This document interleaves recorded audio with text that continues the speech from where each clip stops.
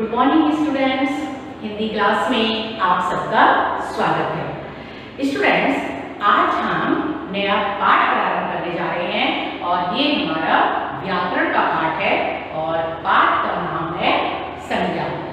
Students, ऐसा नहीं है कि आपने संज्ञा पहले नहीं पढ़ी होगी। जब से हम व्याकरण पढ़ना शुरू करते हैं तो सबसे पहला जो पाठ हम पढ़ते हैं वो हम संज्ञा ही पढ़ते हैं, लेकिन फिर भी हम कितनी बार हमें संदेह हो जाता है, हम कंफ्यूज हो जाते हैं कि ये सब संज्ञा है या नहीं है। तो आज संज्ञा को अच्छी तरह से हम याद करेंगे और उसको पढ़ेंगे और दोबारा हमें कभी संदेह नहीं होगा कि ये शब्द संज्ञा है या नहीं है।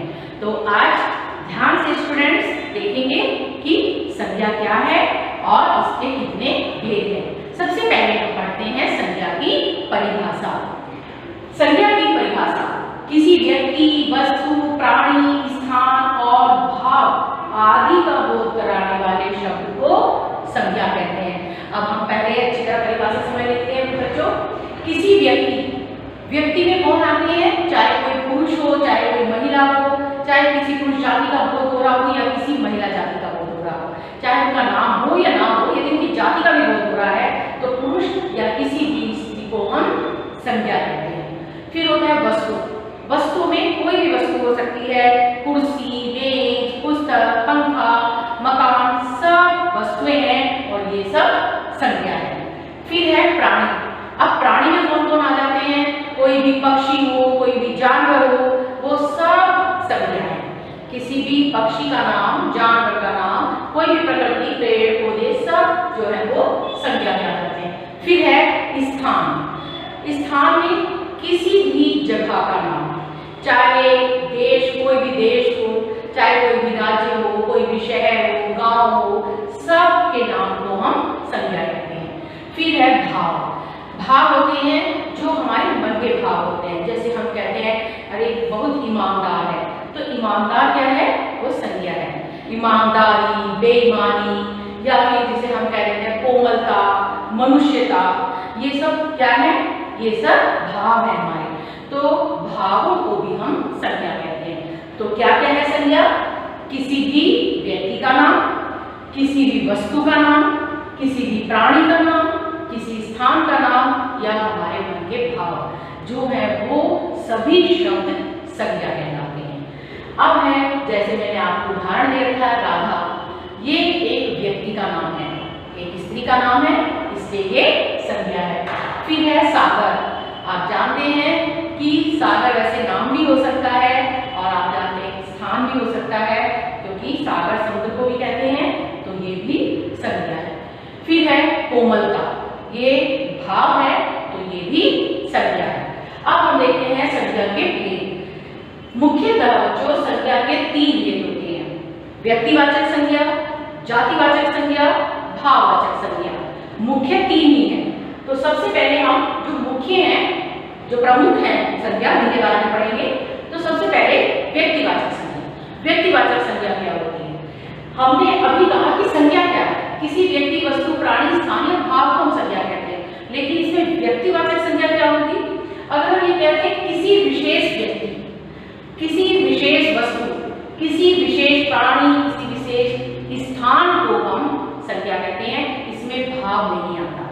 अगर हम किसी विशेष व्यक्ति का नाम कर रहे हैं, अगर हम मान लीजिए बच्चों ये कहते हैं कि ये पुरुष जा रहा है, तो पुरुष क्या है, जातिवाचक संज्ञा, क्योंकि हमने किसी विशेष पुरुष का नाम नहीं लिया। अगर हम किसी विशेष पुरुष का नाम ले लेते हैं, अगर हम ये कहते हैं मोहन जा रहा है, तो मोहन जो है वो व्यक्तिवाचक संज्ञा, क्योंकि हमने एक विशेष व्यक्ति का नाम लिया है। तो ध्यान रखेंगे कि अगर हम किसी विशेष व्यक्ति का नाम लेते हैं तो समझ लीजिए वो व्यक्तिवाचक संज्ञा है। मोहन है, महात्मा गांधी है, राधा है, मीरा है, सब व्यक्तिवाचक संज्ञा है, क्योंकि हमने किसी विशेष व्यक्ति का नाम लिया है। फिर आ जाता है विशेष वस्तु। अगर हम ये कहते हैं कि कोई विशेष वस्तु है, मान लीजिए कह रहे हैं ये पेड़ है ना, पेड़ जातिवाचक संज्ञा है। लेकिन अगर हम ये कह रहे हैं कि ये नीम का पेड़ है, ये आम का पेड़ है, तो हमने उसका नाम लिया है, तब वो हमारा व्यक्तिवाचक संज्ञा हो जाता है। फिर हम ये कहते हैं प्राणी। अगर हम ये कहते हैं वन में जानवर घूम रहे हैं। अगर हम ये कहते हैं वन में जानवर घूम रहे हैं तो समझ लीजिए वो क्या है, वो जातिवाचक है, कोई भी जानवर हो सकता है। अगर हमने किसी विशेष जानवर का नाम ले लिया है तो हम ये कहते हैं, जैसे मान लीजिए हमने कह दिया कि जंगल का शेर आज घूम रहा था वन में, तो शेर जो है वो, अब शेर का अगर नाम ले किसी चीज का तो वो व्यक्तिवाचक में आ जाता है शेर। अब आ जाता है स्थान। स्थान में कोई जगह का नाम। अगर हम ये कहते हैं कि मेरा देश महान है तो देश क्या है, जातिवाचक संज्ञा है। लेकिन अगर हम कहते हैं मेरा भारत महान है तो हमने देश का नाम लिया है। तो अगर हम देश का नाम ले रहे हैं, स्थान का नाम ले रहे हैं, किसी विशेष स्थान का, तो वो व्यक्तिवाचक है। तो समझ में आ गया बच्चों कि व्यक्तिवाचक संज्ञा कौन सी होगी, किसी विशेष व्यक्ति का नाम, किसी विशेष वस्तु का नाम, किसी विशेष प्राणी का नाम या किसी विशेष स्थान के नाम को हम व्यक्तिवाचक संज्ञा कहते हैं। अब जातिवाचक संज्ञा, अगर जो अभी मैंने साथ साथ बेटे आपको दोनों में अंतर समझा के जातिवाचक संज्ञा भी स्पष्ट कर दी है। अगर हम किसी विशेष व्यक्ति का नाम ले लेते, उस व्यक्ति की जाति का नाम लेते हैं, जाति में समूह आ जाता है। अगर हम पूरे समूह का नाम ले रहे हैं तो समझ लीजिए जातिवाचक संज्ञा है। जैसे मैंने आपको कहा, अगर हम ये कहते हैं कि मैं अपने देश से प्यार करता हूँ तो देश क्या है, जातिवाचक संज्ञा है। अगर हम ये कहते हैं मैं अपने देश भारत से प्यार करता हूँ तो भारत जो है वो जातिवाचक संज्ञा है, क्योंकि भारत एक देश का नाम है। तो भारत जो है वो व्यक्तिवाचक है और देश जो है वो जातिवाचक है। दोनों में अंतर समझ में आ गया होगा। व्यक्तिवाचक में नाम आ गया भारत और जातिवाचक में आ गया देश। अब अगर हम ये कहते हैं कि वह आज बहुत सारे सैनिक जा रहे हैं, है ना, तो सैनिक क्या है, वो जातिवाचक संज्ञा है। और यदि हम किसी विशेष सैनिक का नाम ले रहे हैं, अगर हम ये कहते हैं कि आज हमारे देश पर जो किसी भी एक सैनिक का नाम ले लीजिए, कोई भी, तो कितने सारे हमारे देश में सैनिक हैं, कि आज जो मंगल पांडे हैं वो बहुत प्रसिद्ध हैं, तो मंगल पांडे क्या है, अब वो व्यक्तिवाचक है। और लेकर अगर हमने सैनिक कहा तो वो जातिवाचक है। अगर हमने किसी का नाम लिया है तो व्यक्तिवाचक है। अगर हमने उसके पूरे समूह का नाम लिया है, सैनिक में कोई भी हो सकते हैं, कोई से भी सैनिक, तो वो जातिवाचक।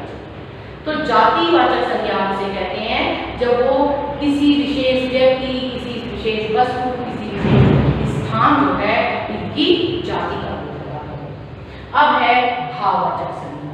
भाववाचक संज्ञा में जैसे मैंने आपको पहले ही बताया कि इसमें हम भावों को प्रकट करते हैं, अपने मन के भाव जो है हमारे वो प्रकट होते हैं, जैसे कोमलता, मनुष्यता, ये सब। और भाववाचक संज्ञाएं जो हैं वो कैसे बनती हैं, वो आप जानते हैं कि भाववाचक संज्ञा जातिवाचक संज्ञा से भी बनती है, सर्वनाम से भी बनती है, विशेषण से भी बनती है और क्रिया से भी बनती है। जब हम आगे चैप्टर पढ़ेंगे तो उसमें पढ़ेंगे किस तरह से हम भाववाचक संज्ञाएं बनाते हैं। तो भाववाचक संज्ञा जो है वो भावों को प्रकट करती है और ये जातिवाचक संज्ञा से, सर्वनाम से, विशेषण से और क्रिया से भी बनाई जाती है। तो तीनों अच्छी तरह समझ में आ गई होंगी, व्यक्तिवाचक, जातिवाचक, भाववाचक। जब किसी विशेष व्यक्ति का नाम लिया जाए, किसी विशेष वस्तु का, विशेष प्राणी का, विशेष स्थान का नाम दिया गया हो तो व्यक्तिवाचक है। यदि उसकी पूरी जाति का वर्णन हो, पूरे उसके समूह का वर्णन हो तो जातिवाचक है। और यदि केवल मन के भावों को प्रकट किया जा रहा है तो भाव जो होते हैं वो हमारे भाववाचक संज्ञा होते हैं। जातिवाचक संज्ञा को भी हमने, क्योंकि इंग्लिश में आपने 5 पढ़े हैं नाउन, तो उसमें भी हिंदी में भी अब जातिवाचक संज्ञा को भी 2 अलग अलग उनमें बांट दिया गया है। जातिवाचक का एक होता है द्रव्यवाचक और एक होता है समुदायवाचक। द्रव्यवाचक में जितने भी द्रव्य हैं, जैसे तेल, घी, ये सब हमारा द्रव्यवाचक हो जाता है। जितने भी अनाजों के नाम हैं वो भी द्रव्यवाचक में आ जाते हैं, जितने मसालों के नाम हैं वो भी द्रव्यवाचक में आ जाते हैं।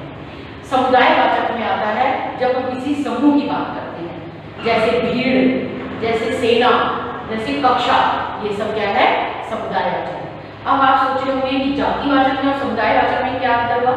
जातिवाचक का ही एक भाग है समुदायवाचक, लेकिन अब इनमें हम अगर अंतर करें तो हम इनको किस तरह से करेंगे। मान लीजिए जैसे मैंने अभी आपसे कहा कि अगर हम ये कहते हैं हमारी सेना जा रही है, तो हमारी सेना क्या है, समुदायवाचक है, क्योंकि सेना में बहुत सारे सैनिक होंगे, उसी को हम सेना कहेंगे। तो सेना शब्द जो है वो समुदायवाचक है। अगर हम ये कह रहे हैं हमारे देश के सैनिक जा रहे हैं, तो सैनिक क्या है, जातिवाचक संज्ञा है, क्योंकि हमने किसी विशेष जाति का बोध कराया है। वो जाति क्या है, सेना, सैनिकों की जाति, तो वो सैनिक जो है वो जातिवाचक संज्ञा है। लेकिन बच्चों अगर हम ये कहते हैं कि आज हमारे सैनिक, किसी एक सैनिक का नाम ले लेते हैं, मान लीजिए हम कहते हैं कि राय बहादुर सैनिक बहुत प्रसिद्ध है, तो राय बहादुर सैनिक जा रहा है या जा रहे हैं, तो वो राय बहादुर जो है वो व्यक्तिवाचक है। तो हम जितने भी हैं इनका, क्योंकि हमने एक सैनिक का नाम लिया व्यक्तिवाचक, हमने कहा सैनिक जा रहा है जातिवाचक, और हमने कहा सेना जा रही है तो वो समुदायवाचक। तीनों में अंतर स्पष्ट हो गया। हमने जब किसी सैनिक का नाम लेते हैं तो व्यक्तिवाचक है, केवल सैनिक शब्द बोलते हैं तो जातिवाचक है, और यदि हम सैनिकों के समूह की बात करते हैं, सेना की बात करते हैं, तो वो समुदायवाचक है। ऐसे ही मान लीजिए अगर हम कहते हैं कि कक्षा पढ़ रही है, तो कक्षा क्या है, वो है समुदायवाचक। लेकिन अगर हम ये कह रहे हैं कक्षा में विद्यार्थी पढ़ रहे हैं, तो विद्यार्थी क्या है, जातिवाचक। और यदि हम किसी एक विद्यार्थी का नाम ले लेते हैं, हम ये कहते हैं कि विद्यार्थी राम पढ़ रहा है, राम जो विद्यार्थी है राम पढ़ रहा है, तो राम व्यक्तिवाचक, राम विद्यार्थी व्यक्तिवाचक, केवल विद्यार्थी जातिवाचक, और कक्षा समुदायवाचक। तो ये अंतर है इसमें। और द्रव्य में तो आप जानते हैं कि हमारे जितने भी तरल पदार्थ होते हैं वो सब आ जाते हैं, अनाज हमारे आ सकते हैं, मसाले हमारे जो हैं वो द्रव्यवाचक में आते हैं, या जितने भी और आप देखते हैं पदार्थ हैं, लोहा, चांदी, तांबा, पीतल, ये सब भी द्रव्यवाचक में ही आता है, तो वो है हमारे द्रव्यवाचक। तो बच्चों ये थे हमारे संज्ञा के भेद। अब आपने बच्चों देखा होगा कितनी बार हम व्यक्तिवाचक संज्ञा का प्रयोग जातिवाचक संज्ञा के रूप में भी करते हैं। अब वो कब करते हैं, बहुत ध्यान से सुनिए। मान लीजिए आप जानते हैं कि विभीषण रावण के भाई का नाम था, तो विभीषण नाम है किसी एक का, यानी वो व्यक्तिवाचक संज्ञा है। समझ रहे हैं ना स्टूडेंट्स। तो लेकिन अगर हम ये कह रहे हैं आजकल हमारे देश में विभीषणों की कमी नहीं है, तो अब ये विभीषण शब्द व्यक्तिवाचक नहीं रहा, ये जातिवाचक बन गया, क्योंकि आज हमने जो विभीषण शब्द का प्रयोग किया दूसरे वाक्य में, वो इसलिए किया कि आजकल हमारे देश में चुगलखोरों की कमी नहीं है, तो विभीषण हमने सारे चुगलखोरों को कह दिया। अगर हम ये कहते हैं कि रावण का भाई विभीषण लंका का राजा बना, तो विभीषण जो है यहाँ व्यक्तिवाचक संज्ञा है। अगर हम ये कहते हैं आजकल हमारे देश में विभीषणों की कमी नहीं है, तब ये विभीषण शब्द जातिवाचक बन गया। ऐसे ही अगर हम ये कहते हैं आजकल हमारे देश में राम कम और रावण ज्यादा हो गए हैं, राम और रावण किसी एक विशेष व्यक्ति का नाम था। आप जानते हैं राम पुरुषोत्तम राम थे, और रावण जो था आप जानते हैं लंका का राजा था, जिसका अंत रामचंद्र जी ने किया।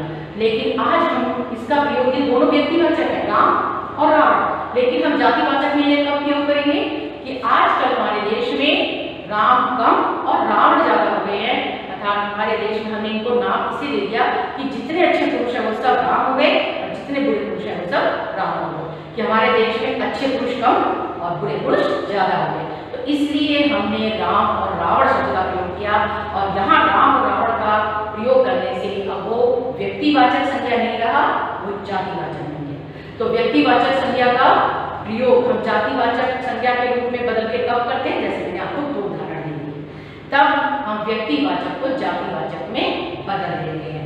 अगर हम ये कहते हैं कि आजकल देश में जयद्रथ भी कम नहीं है, तो आप जानते हैं जयद्रथ एक राजा का नाम था, महाभारत में हमने पढ़ा होगा। अब हमने यहाँ उसे जातिवाचक बना दिया कि देश में बुरे लोगों की भी कमी नहीं है। तो इस तरह से हम व्यक्तिवाचक संज्ञा को जातिवाचक संज्ञा बना सकते हैं। तो स्टूडेंट्स आपको अच्छी तरह समझ में आ गई होगी आज संज्ञा। संज्ञा की परिभाषा किसी व्यक्ति, वस्तु, प्राणी, स्थान और भाव आदि का बोध कराने वाले शब्द को हम संज्ञा कहते हैं। और संज्ञा के 3 भेद हैं मुख्य, प्रमुख रूप से 3 ही है, व्यक्तिवाचक, जातिवाचक, भाववाचक। जातिवाचक को भी हमने 2 भागों में बांटा है, द्रव्यवाचक और समुदायवाचक। द्रव्यवाचक में अनाजों के नाम, जितने पदार्थ हैं उनके नाम, जितने द्रव्य हैं, लिक्विड है जो उनके नाम, मेटल है, पीतल, चांदी, सोना, ये सब हमारे द्रव्यवाचक में आते हैं। और समुदायवाचक में हम समूह की बात करते हैं, जैसे भीड़, समिति, कक्षा, सेना, ये सब क्या है, ये समुदायवाचक है। तो स्टूडेंट्स, इसका जितना भी है संज्ञा शब्द, मुझे पूरा विश्वास है कि अब आप संज्ञा शब्दों को पहचानने में गलती नहीं करेंगे और बदलने का भी आपको समझ में आ गया। जातिवाचक संज्ञा से भाववाचक संज्ञा बनती ही है, बनाई जाती है, और व्यक्तिवाचक संज्ञा को हम जातिवाचक संज्ञा में किस तरह बदलते हैं ये भी मैंने आपको समझा दिया है। अब इसकी जो एक्सरसाइज है, इसका जो अभ्यास है, मैं आपको वो PDF में भेज दूंगी। तो ध्यान से अब संज्ञा को याद रखना। अगर समझ में नहीं आता है तो बेटे आप, मैंने हमेशा कहा है, फोन करके या मैसेज करके पूछ लिया करो। Okay students, thank you.